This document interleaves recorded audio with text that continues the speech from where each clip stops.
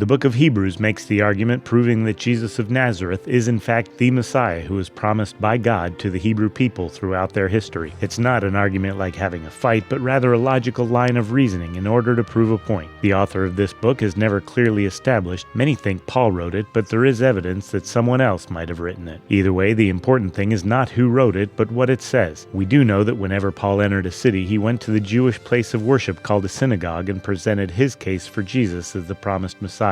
For the sake of argument, let's imagine that this is Paul's presentation to a Jewish audience. If it isn't, maybe his presentation sounded something like this.